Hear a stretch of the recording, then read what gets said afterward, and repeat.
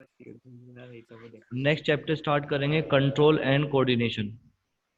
Control and coordination means how to control the body of an individual by the nervous system.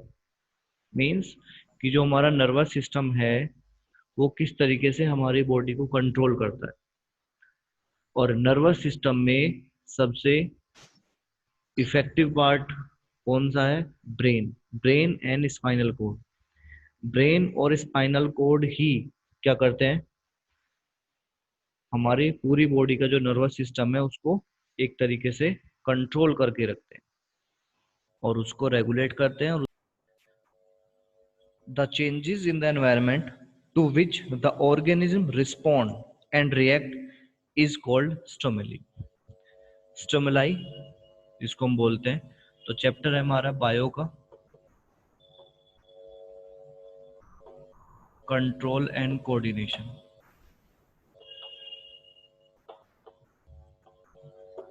अब एक word मैंने बोला है stimuli. Stimuli का मतलब क्या होता है? स्टिमुलाई का मतलब ये होता है कि जैसे हम आउटर एनवायरनमेंट को रेस्पॉन्ड करते हैं। आउटर एनवायरनमेंट को रेस्पॉन्ड करने का मतलब है कि अगर हमें कोई मारता है तो हमें पेन होता है, ठीक है। अगर हमें कहीं पिन चुभ जाती है तो हमें उसका भी पेन होता है, उसका हम रिएक्शन देते हैं।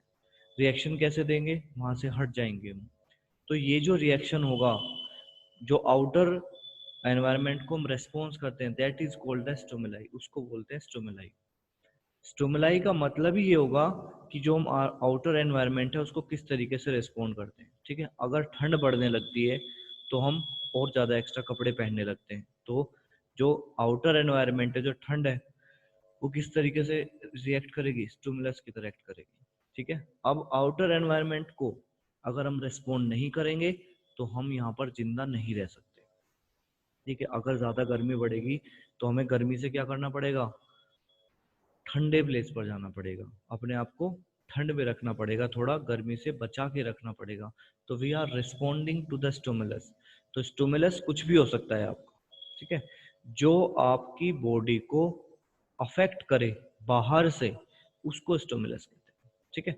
और हम इसको किस तरीके से रिस्पॉन्ड करते हैं?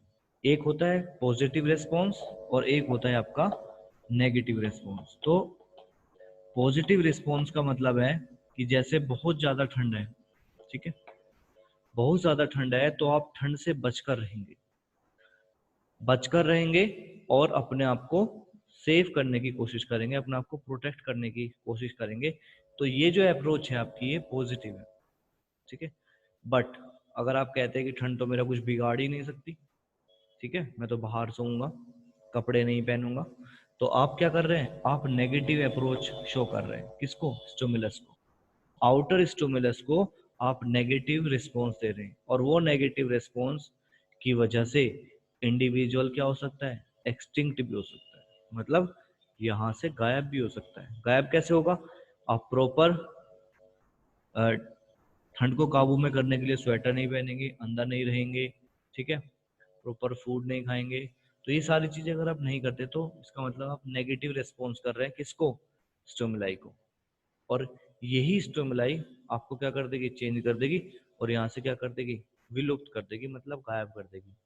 तो सिंपल सी बात है, अगर आप ठंड से बचने के पूरे प्रिकॉशंस नहीं लेंगे तो वहां पर आपकी डेथ होना लाजमी है। तो ऑटोमेटिकली आप एनवायरनमेंट से क्या हो जाएंगे? बाहर हो जाएंगे। तो बेसिकली अगर आप स्टिमुलस को पॉजिटिव रेस्पॉन्स देते हैं, ठीक है, तो आप यहाँ पर सेफ रहेंगे और जिंदा रहेंगे। ऐसे ही जो गर्म चीज़ें होती हैं, आपने देखा होगा जब हम गर्म चीज़ों के पास जाते हैं, कोई भट्टी चल रही है तो हमें गर्मी महसूस होती है, तो हम उसको रेस्पॉन्स करते हैं पॉजिटिवली और नेगेटिवली। पॉजिटिवली रेस्पॉन्स करेंगे, अगर हमें ठंड लग रही है तो हम उसकी तरफ जाएंगे हीट लेने के लिए, दैट इज पॉजिटिव रेस्पॉन्स। अगर हमें गर्मी लग रही है तो ऑलरेडी वो गर्म है, तो हम पॉजिटिव रेस्पॉन्स दिखाएंगे, उससे दूर जाएंगे, ठीक है। तो ये सारी चीज़ें स्टिमुलस होती हैं। तो इन सबको डिसाइड कौन करता है? हमारा जो ब्रेन है वो डिसाइड करता है कि हमें इसको पॉजिटिवली रिस्पॉन्स करना है और स्पाइनल कोड। तो इस चैप्टर में हम यही पढ़ेंगे कि हम किस तरीके से जो स्पाइनल कोड है और ब्रेन है वो हमारी बॉडी को, हमारे नर्वस सिस्टम को किस तरीके से अरेंज करता है ताकि हम पॉजिटिव और नेगेटिव रेस्पॉन्स शो करते हैं। ठीक है, एग्जाम्पल, कई बार ऐसा होता है कि हम कुछ लोग उराफात करते रहते हैं और मतलब गलत हरकतें करते हैं जो रूल्स में नहीं होती हैं, तो हम उसको कहते हैं, उसको बोल देते हैं कि भाई तेरा दिमाग खराब हो गया क्या। ठीक है, तो दिमाग खराब होने का मतलब ये है कि you are not properly responding to the stimulus.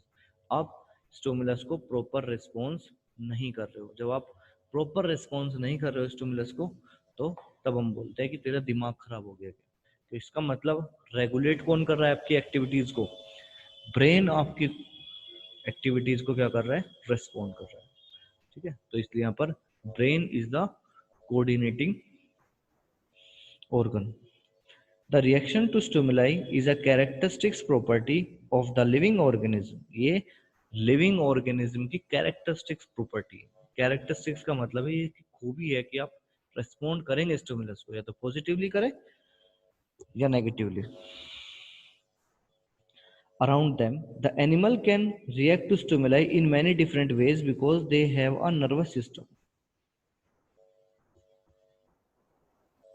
जो एनिमल्स होते हैं उनके पास नर्वस सिस्टम होता है, तो उनको रेस्पॉन्स करना ही पड़ेगा और इंस्टेंटली करना पड़ेगा।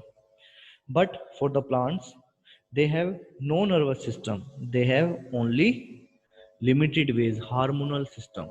ठीक है, तो वहां पर वो स्टिमुलस को रेस्पॉन्स तो करते हैं पर टाइम लग जाता है। प्लांट्स कैसे? आपने एक लीफ को कट कर दिया प्लांट से, तो लीफ एकदम से डैमेज नहीं हो जाएगी, एकदम से नहीं मुरझाने वाली है, उसको थोड़ा टाइम लगेगा, 3 4 5 आवर्स उसको लग जाएंगे क्या करने में? उसको डैमेज होने में, उसको मुरझाने में। तो इसका मतलब वो रेस्पॉन्स कैसे कर रही है? बहुत लेट रेस्पॉन्स कर रही है, क्योंकि उसके पास हार्मोनल सिस्टम है। आगे बढ़ेंगे हम चैप्टर में। बट ह्यूमंस के पास नर्वस सिस्टम है। ठीक है, अगर आप किसी का कोई उंगली कट जाती है, ठीक है, तो उसको एकदम इंस्टेंटली पेन होगा और वो एकदम इंस्टेंटली रिएक्ट करेगा, राइट। और वो जो पार्ट उसका कट के जमीन पर गिरा है वो एकदम से डेड हो जाएगा, क्योंकि हमारे पास नर्वस सिस्टम है। नर्वस सिस्टम और हार्मोनल सिस्टम दोनों है, बट प्लांट्स के पास ओनली हार्मोनल सिस्टम। ठीक है, the working together of the various organs of an organism in a systematic manner so as to produce a proper response to the stimulus is known as coordinate। coordinate का मतलब ये होता है कि हम अपने organs का इस्तेमाल करके, ब्रेन और स्पाइनल कोड का इस्तेमाल करके एक प्रॉपर कोऑर्डिनेट करें। ठीक है, प्रॉपर कोऑर्डिनेशन का मतलब है जो वर्क है उनको प्रॉपर तरीके से हम करें, मैनेज तरीके से करें, जिस तरीके से उनको किया जाता है उसी को कहते हैं कोऑर्डिनेट। ठीक है, कि आप जो कोऑर्डिनेशन है आपका वो बहुत ही अच्छा है। नेक्स्ट टॉपिक है प्लांट हार्मोन्स। तो स्टार्ट करते हैं प्लांट हार्मोन से चैप्टर को। तो ह्यूमंस के अंदर हार्मोनल सिस्टम भी है और नर्वस सिस्टम भी है, बट प्लांट्स के अंदर हार्मोन से केवल।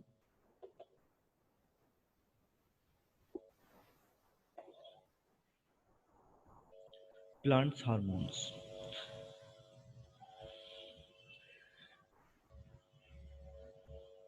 The control and coordination in plants is done by plant hormone और फाइटो हार्मोन्स। तो जो प्लांट हार्मोन होते हैं उनको हम बोलते हैं phyto hormones. Phyto hormones, phyto hormones उनको हम बोलते हैं। तो there are 4 major type of plant hormones. First is auxin. 4 major plant hormone है, 4 type. First is your auxin, ये आपका ऑक्सिन है। ऑक्सिन का यूज क्या है? Auxin which promote cell enlargement and cell differentiation in plants, also promote fruit growth. तो जो auxin है वो क्या करता है?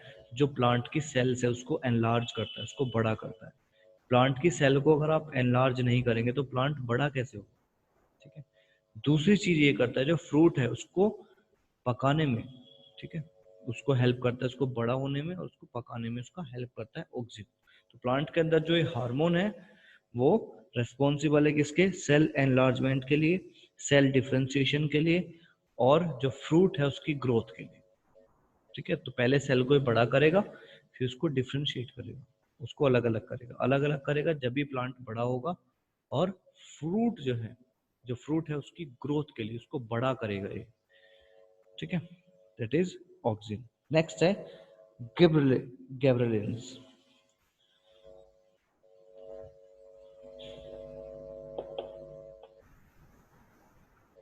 गिबरेलिंस, ठीक है, गिबरेलिंस जो हार्मोन है उसका क्या यूज है? Gabrilin are plant hormone which promote cell enlargement and cell differentiation. इसका भी वही काम है जो ऑक्सिन का है, सेल को बड़ा करेगा और उसको डिफरेंशिएट करेगा। और क्या क्या वर्क है इसका? It also help in breaking the dormancy in seeds and buds, also promote growth in fruit. Fruit की ग्रोथ भी करेगा, सेल एनलार्जमेंट करेगा, डिफरेंशिएशन करेगा। तो जैसा इसका था वैसा ही इसका है, कॉमन है।